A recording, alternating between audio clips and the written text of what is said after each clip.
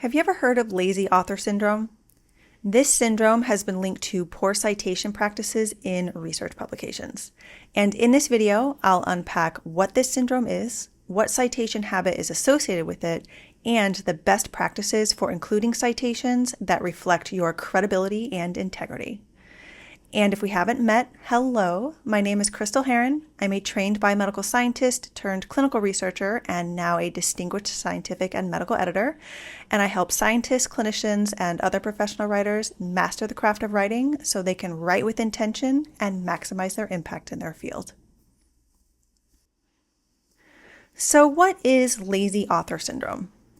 Lazy author syndrome appears when authors give inappropriate attribution to the sources they use in their writing.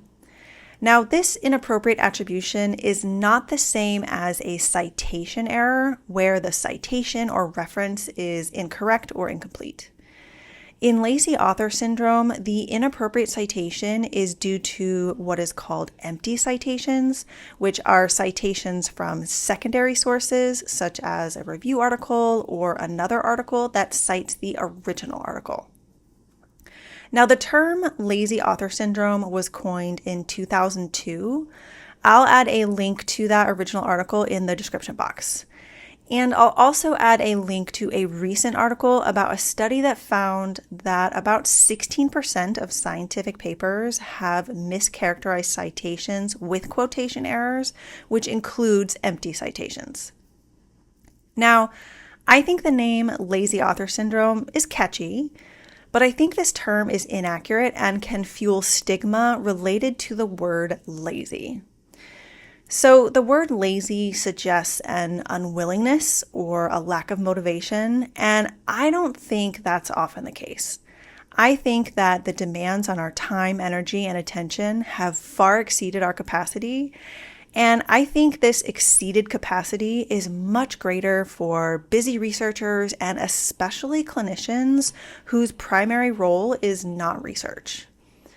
Reading a single manuscript from start to finish can take an hour easily, and it can be really challenging for a busy physician to set aside dozens or even hundreds of hours to read, analyze, and keep up with the rapidly growing literature in the field.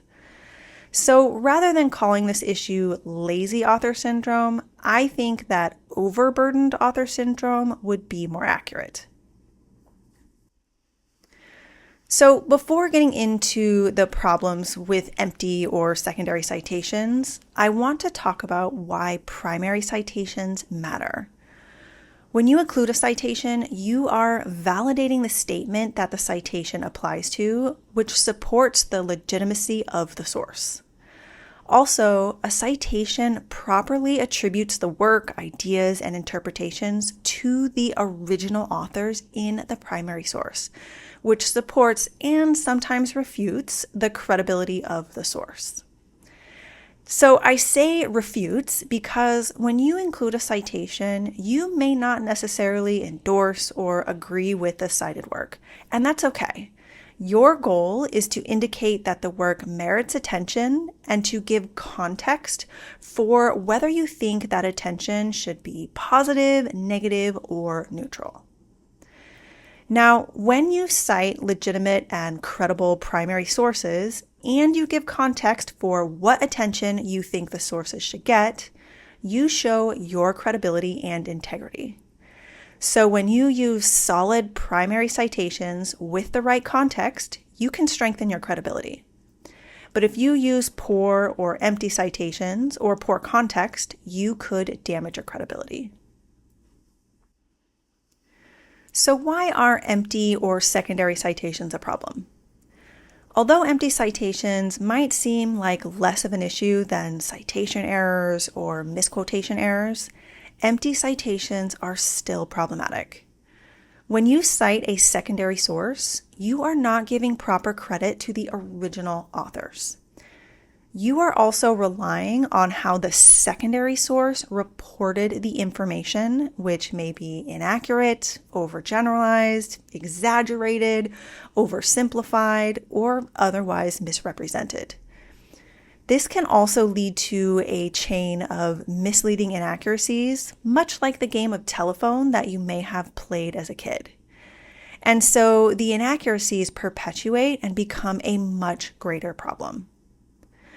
Also, you may not agree with how the original authors collected or interpreted the data in the primary source. And the only way to know that is to read the primary source. Now, this is something really important to consider. You need to read the full source. I've noticed that some authors will do a database search and just cite the latest review article on the topic. Or if they are using a certain method, they will cite the latest research article that used that same method without citing the primary article that included the original description of the method. Or they'll skim a paper and then cherry pick statements from the paper. Or worse yet, they will cherry pick from the abstract without reading the full paper. And this cherry picking problem is exacerbated in the world of AI, where authors might just fact check text generated by AI without reading the full source. But you need to read the full source, not just to fact check, but to figure out what you think about the source. Do you think they used the right study design and controls? Do you think the data is sound? Do you think the interpretations are accurate? Because when you cite that source, and when you give context for why you are citing that source, those details reflect directly on your credibility and integrity. So, given the problems with empty citations and wanting to avoid lazy or overburdened author syndrome, what are the best practices for citing articles? First, be sure to cite the primary source. This means that if you find information in a review article or another type of article that is not the primary source, you need to find the primary source. And in some cases, you might find that original primary source in the reference list of that secondary article, if the articles cited the primary source there. But if they cited a secondary source, you will need to go down the reference rabbit hole to find and read that primary source. Second, when you cite the source, be sure to give context for why you're citing the source. This will mean taking the time to read the paper, the entire paper, and analyze the information to figure out what context you need to give. In some cases, you might just need to state what the study reports, such as a method you used for your study. And in other cases, you will need to give more context, such as whether your work is consistent or inconsistent with those findings and why you think that is.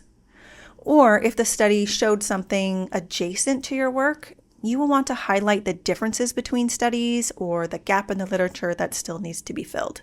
And these are just a few examples. The context can vary widely depending on the arguments that you want to make. Third, be sure to cite accurately. Be sure that the correct primary citation is associated with the relevant detail in the main text. And be sure to include all the correct details in the references list and in the correct format for the journal or other agency. Now, what if you don't have access to a primary source because of a paywall? In these cases, you might be able to get access through an interlibrary loan at your institution. And sometimes you can find the paper on the author's website or in a repository at the author's institution. And you can also look up the corresponding author's email address on the paper to request a copy directly from them. You can usually request a copy from an author for personal scholarly use without infringing on copyrights. Now, some people will access articles through databases that violate copyrights, and I'm not going to name them, but be sure that what you are using to access articles does not infringe on copyrights. In rare instances, a secondary source may be okay to cite. For example, you might want to refer readers to a complementary source where they could learn more information about something that is tangential to the content in your article. For example, I recently wrote an article about a certain aspect of a topic, and there was another important aspect of that topic that I could have written about, but it didn't align with the central message, so it was beyond the scope of the paper.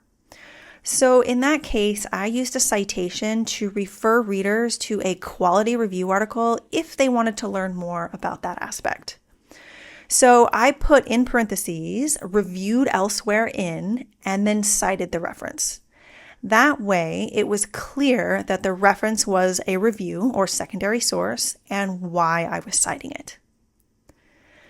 Another time when it can be okay to cite a secondary source is if the primary source is unavailable or out of print.